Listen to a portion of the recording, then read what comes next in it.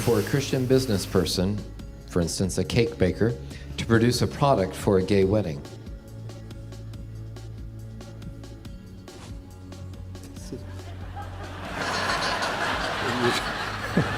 You're on a roll. No, it's not sinful for a cake maker to make a cake for a gay wedding any more than it's sinful for a guy who runs a restaurant to serve dinner to somebody who's gay and sits in a booth and eats the food, or goes to the market and buys a loaf of bread and you own the market. I actually think that we need to show love to everyone, and particularly we need to do good to all those that are outside the kingdom as well as inside the kingdom as much as possible. Colossians 2:8. Beware lest any man spoil you through philosophy and vain deceit, after the tradition of men, after the rudiments of the world, and not after Christ. The question is very simple. It's not whether you should feed a homosexual. It's not whether you should clothe a homosexual. If I see a person who is a homosexual, who is hungry, who is poor, who is thirsty, who is in a difficult predicament, I'm going to help him as much as I can. That's not the question, John MacArthur. Woe unto them that call evil good and good evil, that put darkness for light and light for darkness, that put bitter for sweet and sweet for bitter. The church, instead of living for Christ and being separate, has tried to be way too much like the world. And it's really sad that you go to a person like a John MacArthur and you get the same response that you get on The View, that it's okay to bake that type of a cake. Really sad, folks. Extremely sad. You know, in Romans 1, and you can read the whole thing, but we'll just go with verse 31 and 32.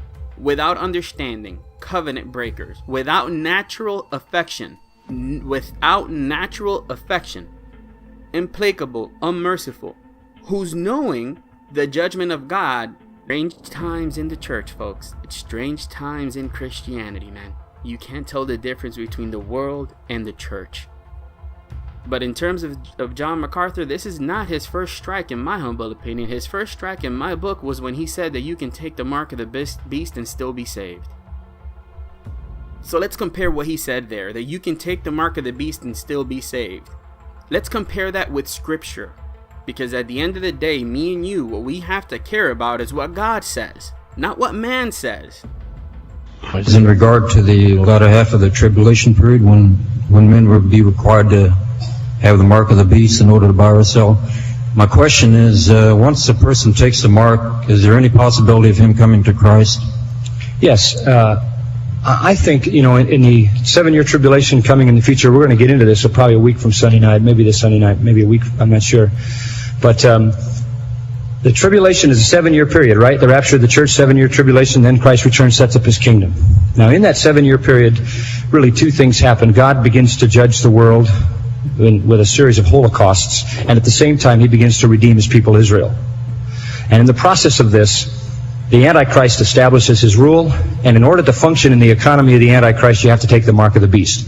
The mark being the number of a man, Revelation 13, 666. 6 is the number of man, right?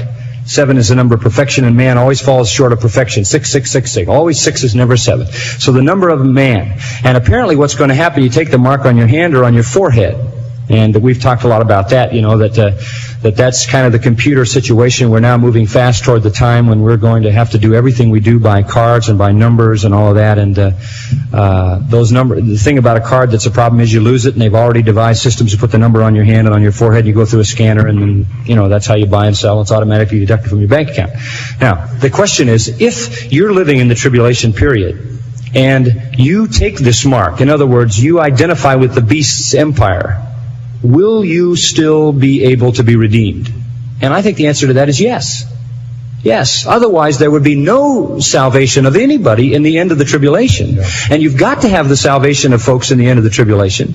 You're going to have the Jews redeemed. You're going to have, according to Revelation chapter 7, an innumerable number of Gentiles redeemed, so many they can't even be counted across the face of the earth. So I don't think the fact that someone takes that is a sentence to permanency.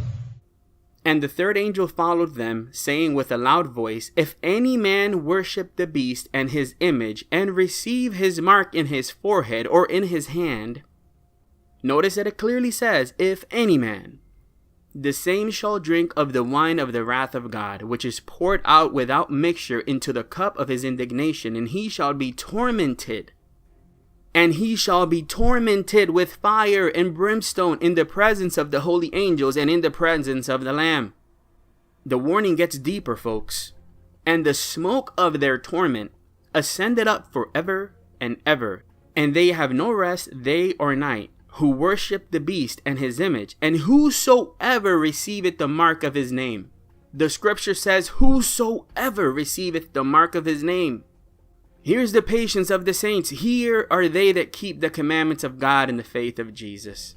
Folks, when a person can get up on stage, I do not care how many seminary classes they have taken. I do not care how many degrees they have. And now everybody wants to call himself a doctor but can't even heal a fly. I don't care what the person tells you.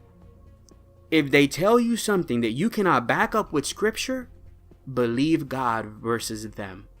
Believe the scriptures versus them. We are to be separate of this world.